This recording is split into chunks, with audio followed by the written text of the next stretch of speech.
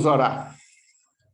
Amado Pai, Senhor, Criador dos céus e da terra, a Ti nos achegamos, ó Deus, agradecido pelo dia que o Senhor nos concedeu e agradecido ainda, Pai, por esta noite maravilhosa que o Senhor nos permite desfrutar como dádivas que dia a dia o Senhor tem acrescentado em nossas vidas.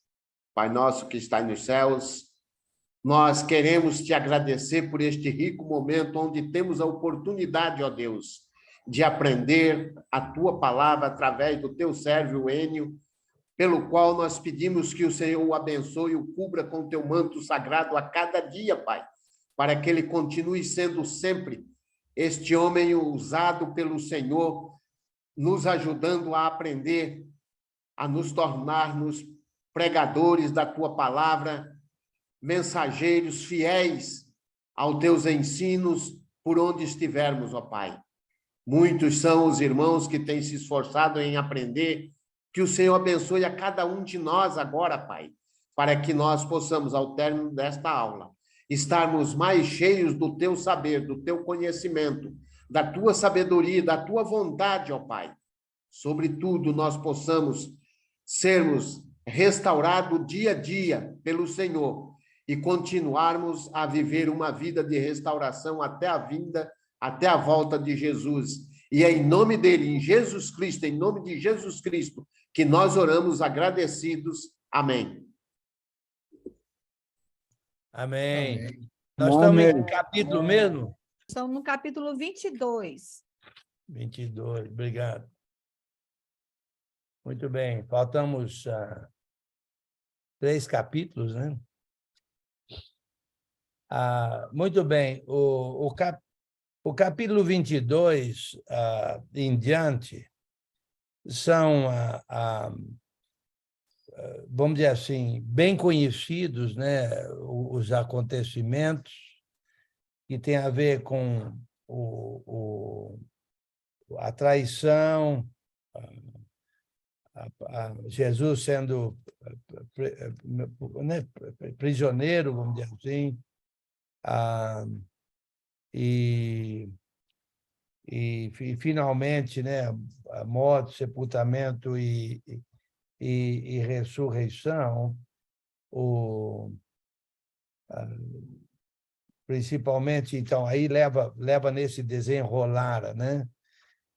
No início aqui do 22, e novamente, a meu modo de ver, Lucas está relatando tudo a um tal de Teófilo, né? Que não sabemos quem é, mas, a meu modo de ver, esse Teófilo seria uma pessoa envolvida no julgamento do apóstolo Paulo, a meu modo de ver, ok? Há outras teorias, assim por diante. Há quem diga que Lucas era escravo de Teófilo e foi pago para ir lá saber quem que é Jesus, etc, etc. Mas seja qual for a ideia, certo? Nós temos Mateus, Marcos, Lucas e João, e eu gosto muito da ideia de que Jesus, em Lucas, seria um restaurador do reino a Israel, em contraste com Emanuel, ou seja, o profetizado que veio sendo Deus aqui na terra, de Mateus, o rei, homem todo-poderoso, e Marcos, e o verbo que se fez carne e habitou entre nós, cheio de graça e de verdade, em João. E aqui, então, seria o restaurador. E faz... Agora, se é que... Eu vou falar mais, tipo, como o Sandro mencionou na introdução de Atos, mas se é que o Teófilo estaria envolvido na defesa de Paulo, certo? A meu modo de ver, somente o livro de Lucas não seria suficiente prova. Se eu fosse advogado, ok?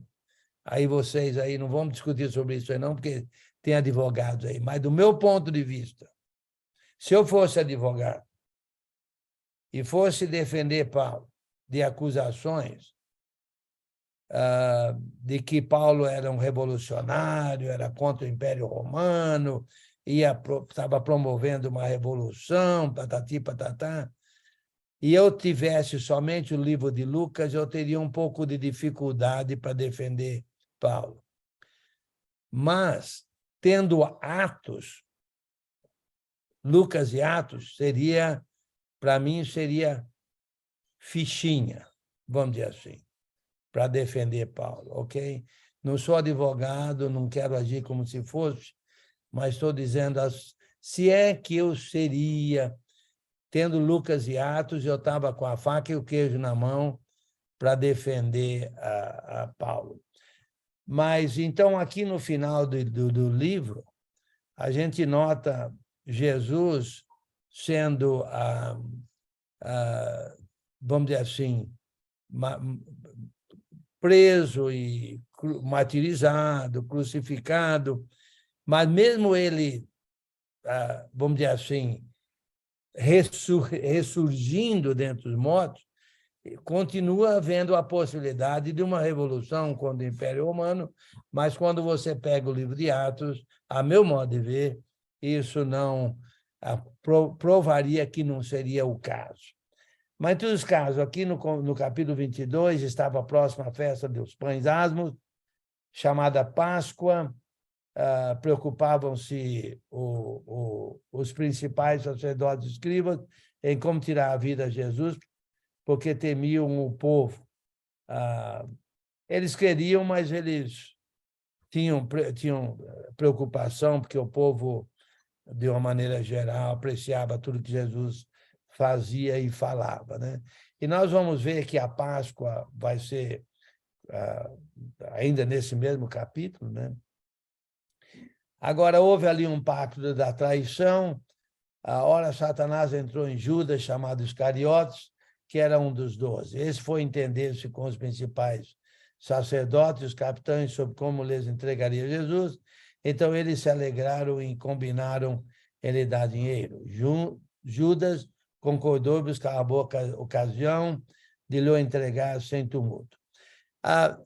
Olha, nós poderíamos, e não vamos entrar em muitas especulações aqui em como é que Satanás entrou em Judas, ok?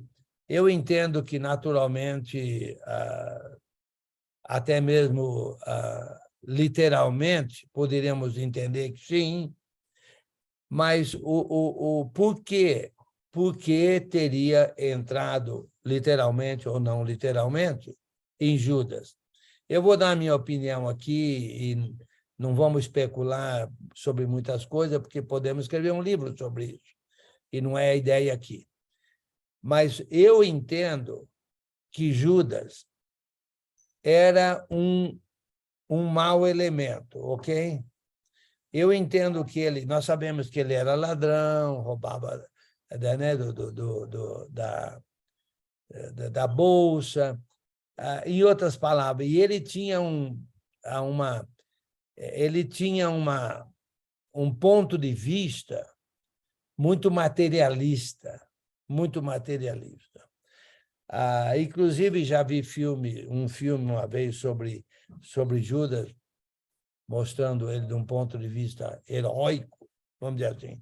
Mas, seja como for, ele era muito do ponto de vista materialista. Na melhor das hipóteses, certo? Pode-se pensar que ele entregou Jesus esperando uma rebelião do povo, porque o povo, os principais sacerdotes e os escribas, temiam o povo. Então, é possível, há quem pense, certo? Que Judas, sendo materialista, esperava uma revolução, e Jesus ser preso, e aí, então, Jesus seria liberado e feito rei. Bem, independente disso tudo, por que é que Satanás entrou em Judas? A meu modo de ver, é porque Judas estava num contexto contrário ao contexto de uma restauração espiritual, de uma restauração essencial, que é exatamente o que Jesus estava propondo ou fazendo, e que nós estamos notando no livro, e depois a propagação no livro de Atos. Em outras palavras, quando a pessoa está no caminho errado, qualquer coisa ruim pode acontecer, ok? Esse é o ponto que eu acho interessante, a meu modo de ver. Quando você está no caminho errado, qualquer coisa ruim pode acontecer, porque faz parte desse contexto de caminho errado.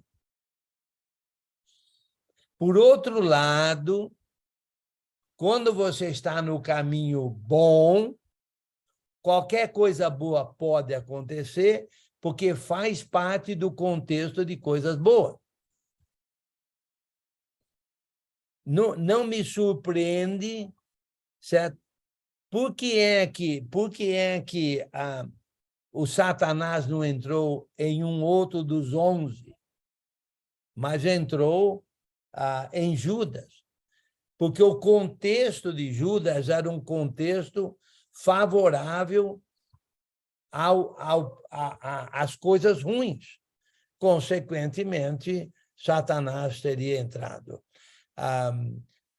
Quem está no caminho de coisas boas, somente coisas boas podem acontecer naquele caminho de coisas boas.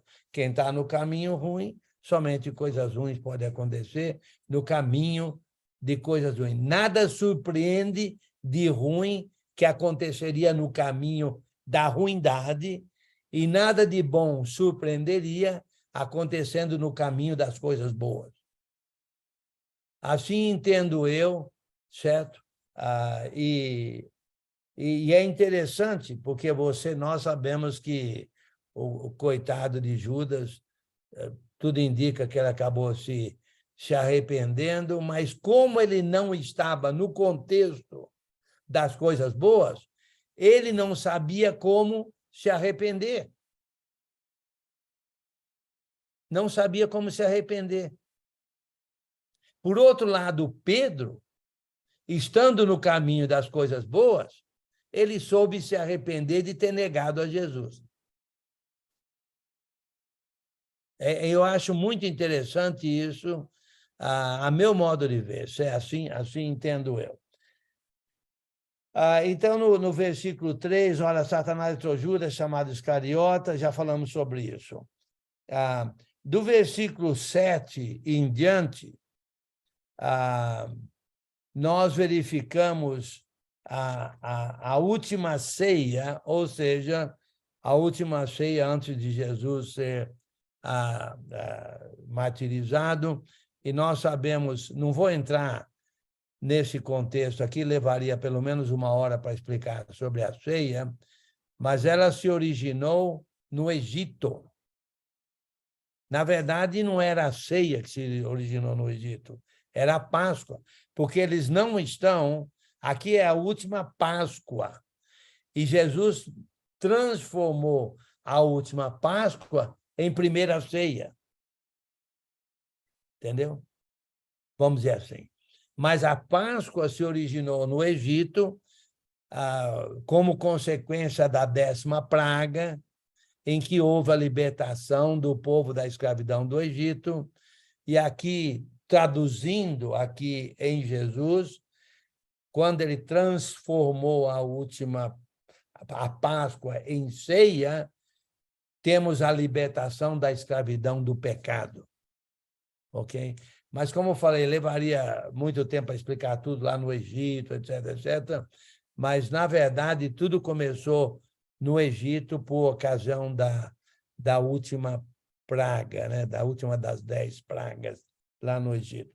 Alguém lê para nós aí do 7 até o 23, por favor? Seu Enio Giovanni está com a mão levantada. Eu não estou vendo, não, mas fala aí, Giovanni. Não, rapidamente, ali quando o irmão falou do Judas, que o Satanás entrou nele, me fez lembrar a semelhança, não é igualdade, semelhança, quando Saul estava agindo mal, não era mais filho de Deus, estava com o comportamento errado, Deus tirou o Espírito Santo de Saul e deu para Davi. Então, isso nos faz lembrar, às vezes, quando nós pecamos ou nos viemos, Deus também, eu acho que tira o Espírito Santo de nós, porque nós não podemos estar, não pode ter o Espírito Santo no tempo onde está em pecado, correto? Olha, boa ilustração essa, Giovanni. Agora, o ponto que eu acho é o contexto. O contexto, Saul estava no contexto de coisas ruins. Consequentemente, meu amigo, é uma coisa ruim atrás da outra. Naturalmente, o Espírito Santo foi retirado dele, e assim por diante. Agora, já Davi, no contexto de coisas boas, tudo que é de bom, vamos dizer assim, eventualmente aconteceria, porque nada de ruim sai de coisa boa e nada de coisa boa sai de coisa ruim. O contexto de coisas ruins gera coisas ruins. O contexto de coisas boas gera coisas boas. Mas essa ilustração de Saul é uma boa ilustração. Eu vou ler aqui, Enio, do versículo 7 ao 23, né? Faça boa, obrigado. Tá. Diz assim: chegou a festa dos pães asmos, em que importava comemorar a Páscoa. Jesus, pois, enviou Pedro e João, dizendo: ide preparar-nos a Páscoa para que a comamos. Eles perguntaram: onde queres que a preparemos? Então lhe explicou Jesus: ao entrar na cidade, encontrareis um homem com um cântaro de água. Segui-o até a casa em que ele entrar. E dizei ao dono da casa: o mestre manda perguntar-te: onde é o aposento no qual há de comer a Páscoa com seus discípulos? Ele vos mostrará um espaçoso cenáculo mobiliado. Ali fazei os preparativos. E indo, tudo encontraram como Jesus lhe disseram, e prepararam a Páscoa. Chegada a hora, pôs-se Jesus à mesa, e com ele os apóstolos, e disse-lhes: tenho desejado ansiosamente comer convosco esta Páscoa, antes do meu sofrimento. Pois vos digo que nunca mais a comerei, até que ela se cumpra no reino de Deus. E tomando um cálice, e havendo dado graças, disse: recebei e parti entre vós. Pois vos digo que de agora em diante não beberei do fruto da videira até que venha o reino de Deus. E tomando um pão, e tendo dado graças, o partiu e lhes deu, dizendo: isto é o meu corpo oferecido por vós, fazei isso em memória de mim. Semelhantemente, depois de cear, tomou o cálice, dizendo: este é o cálice da nova aliança no meu sangue, derramado em favor de vós. Todavia, a mão do traidor está comigo à mesa, porque o Filho do Homem, na verdade, vai segundo o que está determinado, mas ai daquele por intermédio de quem ele está sendo traído. Então, começaram a indagar entre si: quem seria dentre eles o que estava para fazer isto? Obrigado. Obrigado, Sandro. Olha, não vou entrar em detalhes aqui, né, do preparo. Isso aí foi o que aconteceu e está escrito aqui na casa de quem é o dono da casa. Nada disso, para mim, faz muita importância. Aconteceu, Jesus disse que aconteceria, aconteceu, Jesus sabia tudo. Agora, é interessante que ele disse ali, versículo 15, tenho desejado ansiosamente comer convosco esta Páscoa antes do meu sofrimento. Pois vos digo que nunca mais a comerei até que ela se cumpra no reino de Deus. Naturalmente, o reino será estabelecido. E eu entendo que Jesus estava ansioso, vamos dizer assim, por comer a Páscoa, porque ele restauraria o valor da Páscoa, ok? Tudo, a meu modo de ver, no Velho Testamento, foi restaurado por Jesus. Ele é o restaurador de todas as coisas. E a Páscoa teria que ser restaurada também. Ele estava ansioso e foi na última Páscoa, antes do sofrimento dele, porque tem tudo a ver com o sofrimento dele, a Páscoa, ou seja, a verdadeira Páscoa, vamos dizer assim, a Páscoa restaurada. E ele, então, nessa última Páscoa, ele, então, restaurou o valor, o valor essencial, o valor restaurado, o valor, vamos dizer assim,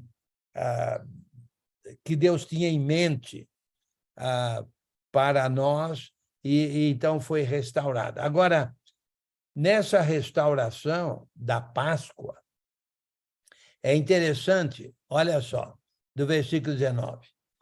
Tomando um pão, aí não vamos nem, não vou entrar em detalhes sobre o cordeiro e o sangue, isso aí está tudo lá no Velho Testamento, você pode ler. O que vale para mim aqui na restauração é o que está escrito aqui. Mas está tudo escrito lá como seria a Páscoa, lá na lei, está tudo, toda a instrução está lá. Mas olha só, versículo 19. Tomando um pão, tendo dado graças, olha só, olha coisas aqui essenciais na ceia. Na ceia. E eu não estou indo lá em 1 Coríntios, hein? Eu não estou indo lá. Depois podemos até fazer isso, depois. Mas aqui, na restauração da Páscoa, certo? Tomando um pão, tendo dado graças. Primeiro ponto. O pão, segundo ponto, graças. Agradecimento pelo pão. Agradecimento. Mas o pão aqui, certo? Foi restaurado para ser o corpo de Cristo. Ok? Então, isto é o meu corpo oferecido por vós. Então, olha só. Primeiro ponto. O pão representando o corpo de Cristo. Segundo ponto, agradecimento. Agradecimento. Olha o quanto nós devemos agradecer por Jesus ter oferecido o seu corpo. Senão, não haveria salvação. Então, o agradecimento na ceia, devemos agradecer, vamos dizer assim, de todo o coração, né? Vamos dizer assim, tentando usar uma expressão comum, né? De todo o coração, para enfatizar, o corpo de Cristo, o pão que representa o corpo de Cristo. Então, primeiro ponto, o corpo, o pão representando o corpo. Segundo ponto, agradecimento. Terceiro ponto, memória. Memória. Em memória de mim. Em memória de mim. Olha, para lembrarmos, na hora da ceia, que aquele pão representa o corpo de Cristo que foi sacrificado em nosso lugar, para o qual nós estamos agradecendo. É em memória, em memória. É interessante, o ser humano é muito esquecido. Muito esquecido. Por exemplo, a minha esposa, a Antonieta, está lá embaixo na cozinha, entendeu? O ser humano é muito esquecido. Olha, rapaz, todo ano, se a minha esposa não dá um toque, eu não vou lembrar o aniversário dela. E mais ainda o aniversário de casamento. Outra coisa difícil de eu lembrar, viu? E tem mais, eu faço uma confusão danada com o aniversário de casamento dela e aniversário de nascimento. Aí já é esquecimento demais. Qual que vem primeiro? Olha, deixa eu ver se eu vou lembrar. O que vem primeiro é o nascimento, depois o casamento. Certo? Agora, aqui, ela complicou a coisa. Ela casou antes do nascimento. Ela casou dia 17 de fevereiro e ela nasceu dia 17... Não, peraí. Não, ela casou dia 16 e nasceu dia 17 de fevereiro. Olha a confusão aí. Olha a confusão aí, entendeu? Muito fácil de gravar, muito fácil. No mesmo mês ainda? Isso é desleixo. Não, olha... E olha que ele já comemorou muito, dona Maria Helena. Ué. Sim, grava tanta coisa, não vai gravar isso? O problema é o tal de esquecimento, sabe? O problema... Conversinha. Então, daí a necessidade... Dá problema, hein? Daí a necessidade de memória, em memória. Em memória. Olha, eu vou te dizer uma coisa. Eu acho uma coisa maravilhosa que todo domingo nós participamos da ceia em memória e anunciamos a morte de Cristo. Porque se fizer uma vez por ano, como era a Páscoa, eu tenho a impressão que muita gente até poderia até esquecer, certo? O significado, o agradecimento, a profundidade tendo a ver com o sacrifício de Cristo. Como falei, não estou indo em 1 Coríntios, ok? Eu vou ficar só aqui em Lucas, ok? Então, esse é um outro ponto, um terceiro ponto, né? Parece que eu falei que é o terceiro ponto, em memória de mim. E a mesma coisa com relação ao cálice. A mesma coisa com relação ao cálice. Agradecimento em memória, porque representa o sangue de Cristo. É a mesma coisa. Mas olha só, em memória do corpo, certo? Em memória do sangue, certo? Este é o meu corpo, certo? Este é o cálice da nova aliança no meu sangue. Agradecimento, certo? Em memória. Em memória. Ok? Então, são pontos muito interessantes aqui que nós devemos fazer ao participar da ceia. Não é, a meu modo de ver, não é um momento de ficar cantando, não é um momento de ficar escutando uma pregação, não é momento de ficar fazendo uma leitura. A meu modo de ver, é um momento de estarmos meditando, agradecendo em memória o significado do corpo, o significado do sangue, o significado do sacrifício de Cristo. Como eu falei, não estou indo em 1 Coríntios, ok? Lá me levaria mais tempo para explicar de uma maneira mais profunda do que, né, mais detalhada, não mais profunda, mas mais detalhada, ok? Fala, Giovanni. Não é para polemizar. Se for polemizar, o irmão não precisa responder a pergunta nem o comentário.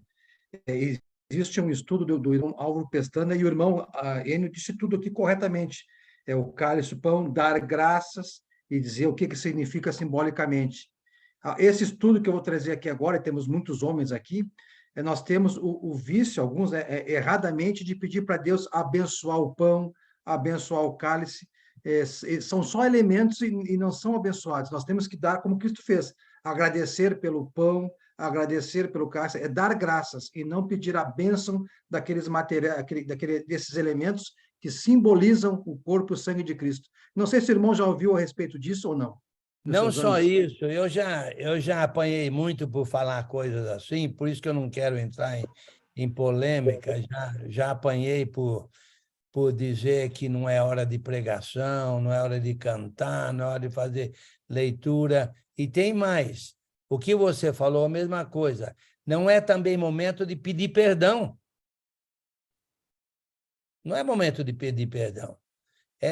Como eu falei, eu não quis ir em 1 Coríntios, mas é um momento em que a gente analisa o meu envolvimento, a minha participação na morte de Jesus Cristo, no corpo de Jesus Cristo, no sangue de Jesus Cristo. É um momento de muito agradecimento, é um momento de muita meditação, de muita análise individual,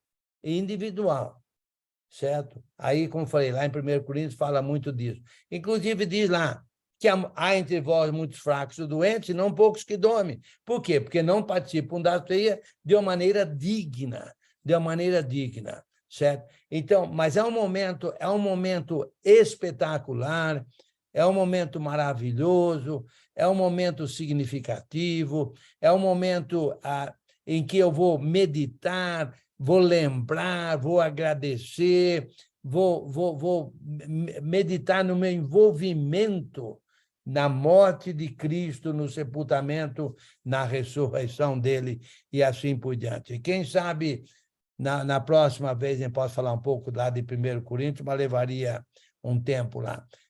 João. Amado, essa aula é importante a gente aprender isso, né? Que os sentimentos ali, às vezes a gente troca por outras coisas. Tu já falaste outra vez que chorou no dia do batismo, eu também chorei, porque eu acho que aquilo ali é um momento de dizer que o Cristo foi a porta de eu ter renascido, ter perdido, o Pai ter esquecido todos os pecados que eu cometi até ali, agora sou salvo. Então, como tu falaste mesmo, é um momento de alegria, mas é um sentimento muito forte mesmo, que a gente tem que se concentrar mesmo. Certo, muito bom. A outro, acho que é o Alessandro, né? Enio, como tu bem colocaste logo no início, né, quando tu abordou sobre a ideia de dar graças, né, citou, né, o sentido de memorial, a ceia em si, de uma maneira bem enxuta, é um memorial a Jesus. Então, como tu bem colocou, né, a ideia de adoração no sentido de cântico, né, é voltar para Jesus, o memorial, né, aquilo que ele fez, não é para a questão de lembrar de pecado, mas como o termo que tu também enfatizou, e o texto diz de maneira bem clara, é dar graças, ou seja, é agradecer pela condição dada por Cristo, seja por meio do seu corpo, como foi bem colocado pelo Giovanni, né, na citação do irmão Álvaro, mas também através do resultado do derramamento do sangue, né, que também é um elemento primordial. Então, isso é extremamente importante. Então, se é para agradecer durante a oração, ao conduzir a igreja em oração, é agradecer pelo corpo, agradecer pelo sangue, né?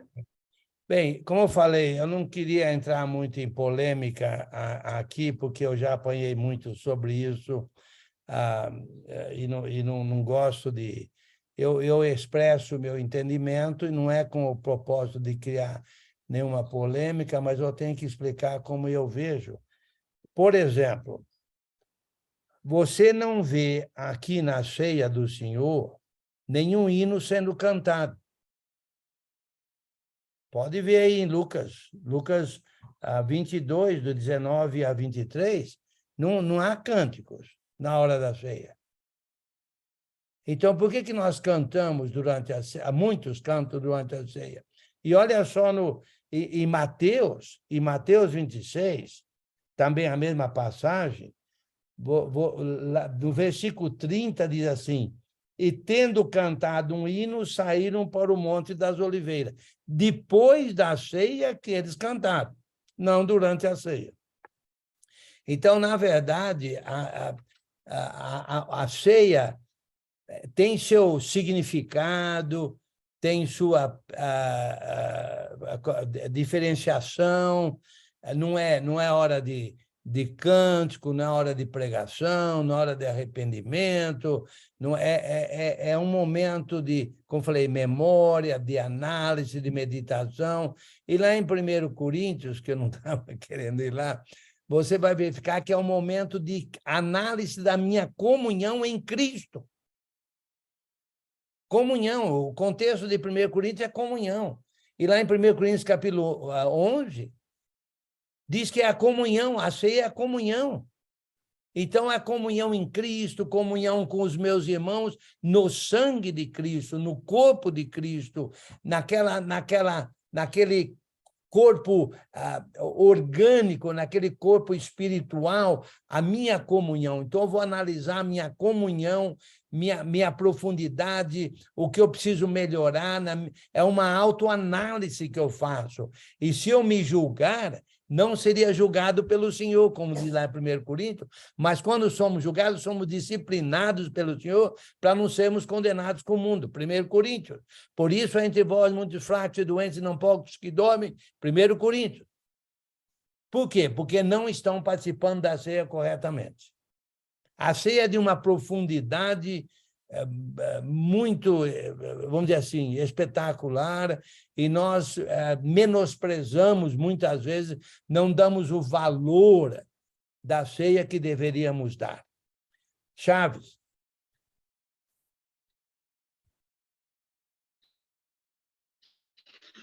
Boa noite. Nessa profundidade de análise,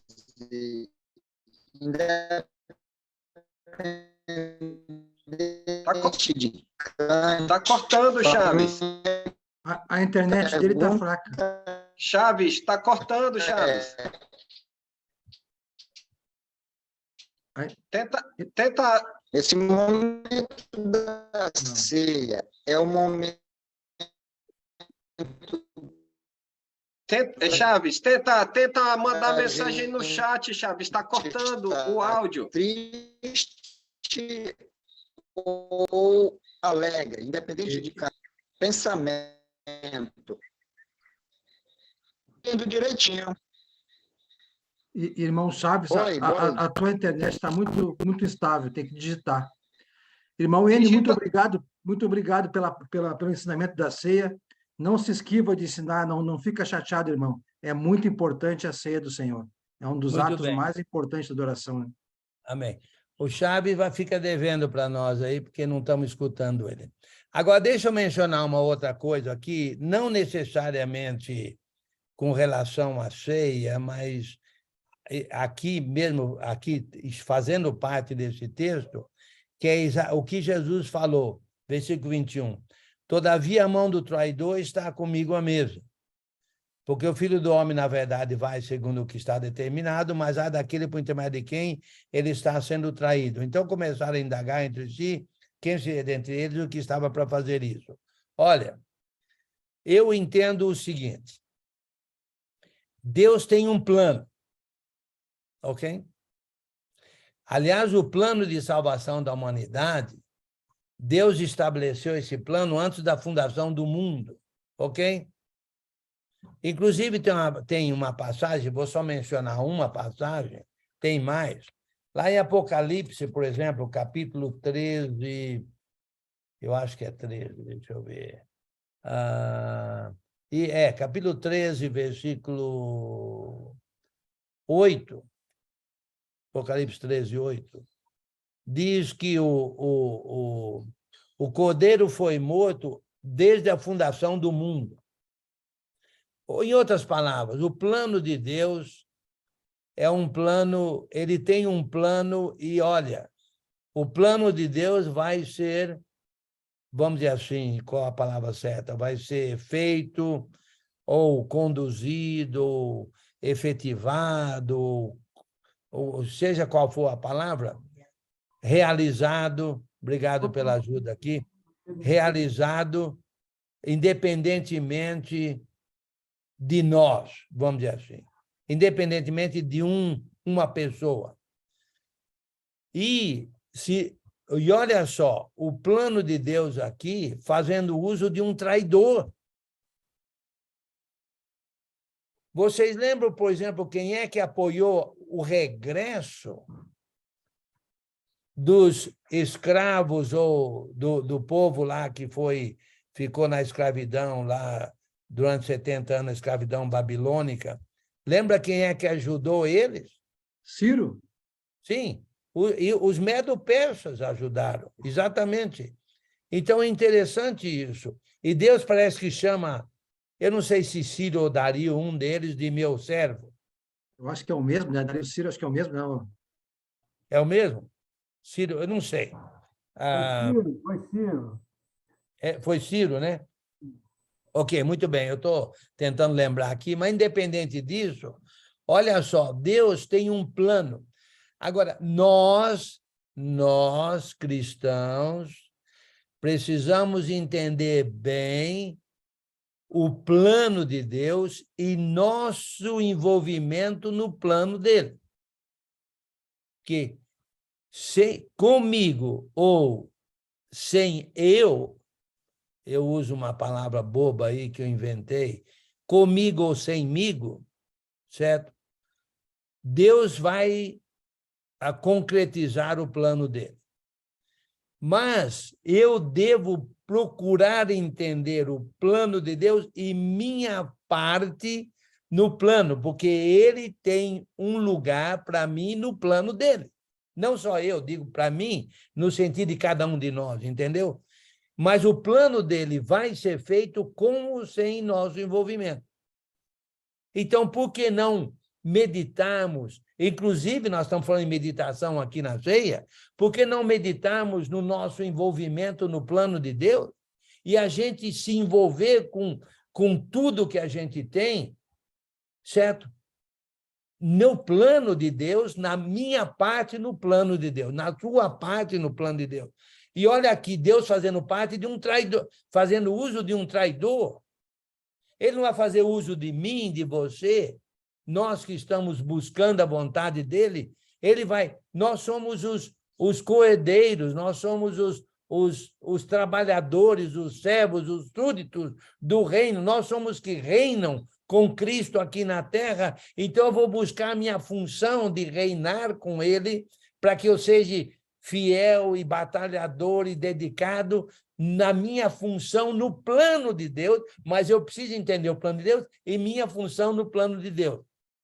Aí, então, a meu modo de ver, a meditação também que eu devo fazer na hora da ceia, tendo a ver com o significado de Cristo na minha vida. Neves. Irmão, sobre o plano de Deus, a gente vê que mesmo lá em Jeremias, fala que Nabucodonosor foi chamado de servo, né? Então, Também. Aí você tem o faraó tendo o coração endurecido por Deus, né? Para que pudesse ser cumprido aquela condição, né? De retirada do povo.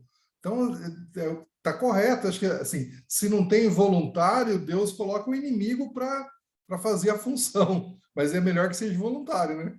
Sim, né? Sim, é isso que eu digo. Nós precisamos... É um privilégio, uma honra para nós fazermos parte do plano de Deus por dedicação, por fidelidade, por vontade própria de batalharmos no reino dele. Mas precisamos pensar, analisar, meditar e verificar qual o meu plano, qual a minha função no plano de Deus. Naturalmente, está na igreja. Está na igreja. Então, ao tal de uso de talentos, dos talentos, e o envolvimento meu, e parar de reclamar que fulano não sei o quê, ciclano não sei o quê, e eu vou vestir a camisa, ponto final, independentemente de qualquer obstáculo, de qualquer pessoa, vou vestir a camisa e no plano de Deus e vou procurar entender cada vez mais a minha função no plano de Deus. Muito bem, alguém lê para nós aí no do 24 até o 30, por favor. Eu posso ler, irmão. Por favor. Lucas 22, do 24 ao 30. Surgiu também uma discussão entre eles, acerca de qual deles era considerado o maior. Jesus lhes disse: os reis das nações dominam sobre elas, e os que exercem autoridade sobre elas são chamados benfeitores. Mas vocês não serão assim. Ao contrário, o maior entre vocês deverá ser como o mais jovem, e aquele que governa, como o que serve. Pois quem é maior, o que está à mesa ou o que serve? Não é o que está à mesa, mas eu estou entre vocês como quem serve. Vocês são os que têm permanecido ao meu lado durante as minhas provações, e eu lhe designo um reino, assim como meu Pai o designou a mim, para que vocês possam comer e beber à minha mesa no meu reino e sentar-se em tronos, julgando as 12 tribos de Israel. Ok, obrigado. Interessante, é certo, aqui quem que é o maior no reino? Eu diria que nesse reino restaurado, eu creio que havia, naturalmente, tudo indica que havia um mal-entendido, como até hoje, entre os judeus, inclusive até aqui, e isso vai ficar bem claro no final do livro, no final de Lucas, de que os judeus, inclusive os seguidores de Cristo, tinham uma concepção errada de como seria o reino, né? Eles achavam que seria um reino à la Davi, então eu vou ser o ministro da defesa, outro vai ser o ministro da economia, outro vai ser o ministro das relações públicas, seja lá o que for, estou tentando usar termos atuais, certo? Quando, na verdade, quem vai ser o maior? Qual de nós vai ser o maior? Qual deles parecia ser o maior? Certo? Qual de nós parece ser o maior? Qual de nós é o maior? Os 12, na verdade, perguntando sobre isso, na verdade, agora, um já tinha saído, vamos dizer assim, né, o Judas, mas qual de nós é o maior? Hoje em dia, o maior pensa que é aquele que está com o microfone na mão, né? Então, na verdade, quem é o maior? Quem é o maior? E Jesus disse, olha, no meu reino, os maiores são os menores. Os maiores são os que mais servem, não os que mais são servidos. Os que mais servem, esses são os maiores. Então, nessa análise, até mesmo durante a ceia, vamos dizer assim, certo? O significado da minha comunhão com Cristo. Cristo é o grande servo de Deus. Cristo veio dar a vida por mim, para que eu seja salvo, certo? Ele me serviu a ponto de morrer por mim e eu quero ser maioral no reino. Uai, ok. É muito simples. Você quer ser o maioral? Seja maioral como Cristo. Dê a vida para os seus irmãos.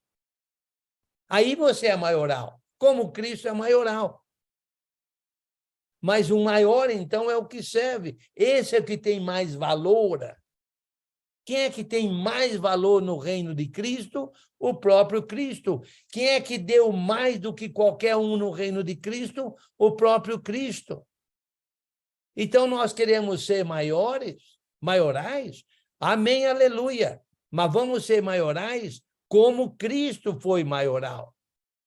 Por isso, na comunhão, na ceia, nós vamos lembrar o que ele fez por mim e o que eu devo fazer pelos outros, inclusive pelos meus irmãos. Então, esse é o maioral. Agora, tinha um problema ali, e nós vamos deixar esse problema para depois, que tinha um ali que parecia ser o maioral. Quem era ele que parecia ser o maioral? João? Não. Não? Pedro.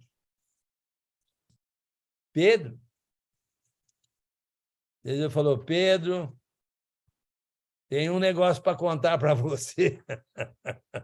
Bem, vamos terminando, já está dando nosso tempo aqui, mas, na verdade, o reino que foi restaurado por Jesus é um reino em que todos nós somos servos. Mas assim é um verdadeiro reino. Súditos do rei servem o rei. Mas o nosso rei é o maior servo.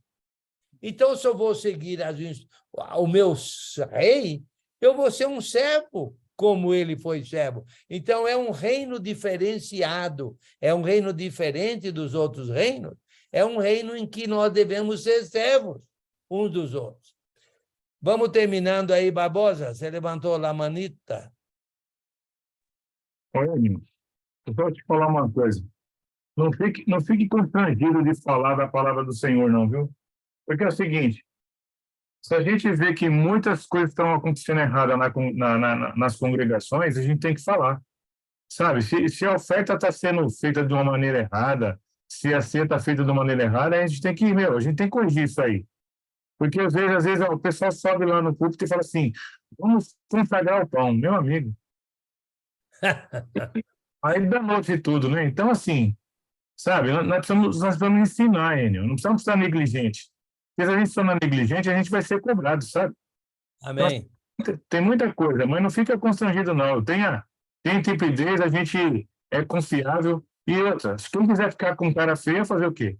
Mas quem tem que falar, a gente tem que falar, não podemos ser omissos, não. Obrigado. Muito bom, obrigado. Obrigado. Giovanni?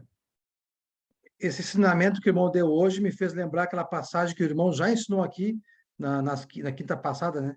No mês passado, Mateus 11:11, onde fala lá, Jesus falando, né? Entre os nascidos de mulher, não surgiu ninguém maior do que João Batista. Todavia, o menor do reino dos céus é maior do que ele. Sim. Você lembra quando o irmão ensinou? Sim, porque somos servos, né? Realmente, servos no reino do rei. João era um precursor.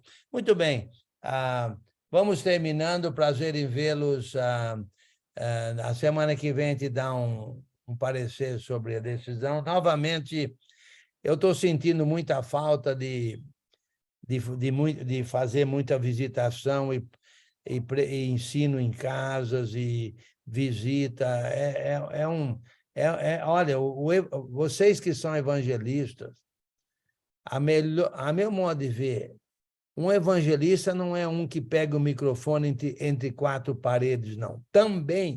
Ele também faz isso. Mas o evangelista é um que vai atrás das almas, um que visita, vai na casa das pessoas, procura saber o que está acontecendo, conversa com as pessoas, faz uma oração, vê quais são as necessidades, inclusive as necessidades espirituais. Olha, esses 2 dias eu cancelei segunda e terça minhas aulas e fiz isso. Olha, nós fizemos muitas visitas, eu e minha esposa, nesses 2 dias. Que coisa gostosa e maravilhosa. Então, eu sinto a necessidade de separar um dia. Não é só uma noite, não. Um dia. Um dia e uma noite para fazer isso, e se Deus quiser, eu vou conseguir. Muito bem, Sandro. Oração final com o Claudemiro, e muito obrigado, Enio, muito obrigado.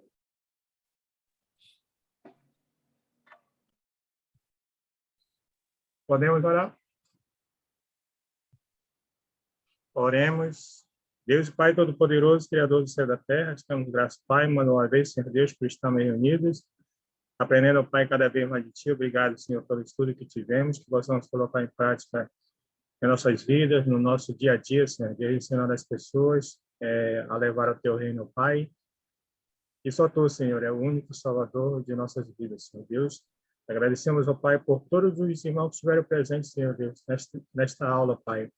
Posso estar abençoando cada um, a cada família, Senhor Deus, aqui representada. Obrigado, Pai, por tudo. Dar-nos uma noite de descanso e uma semana, em final de semana abençoado, Senhor Deus. Gratidão, Senhor Deus, por tudo. Abençoe nossas vidas, a nossa saúde. Por isso, ó Pai, queremos colocar diante de Ti. Pois é no nome santo de Jesus que te oramos e agradecemos. Amém e amém. Amém. Obrigado. Até a próxima, irmãos. Amém. Amém. Obrigada, irmão Enio. Obrigado, Enio. Obrigado. Obrigada pelo estudo. Obrigado, boa noite, irmão. Boa noite, irmão Enio. Boa noite, Boa noite, Ju. Oi, Renato, Geisa. Boa noite.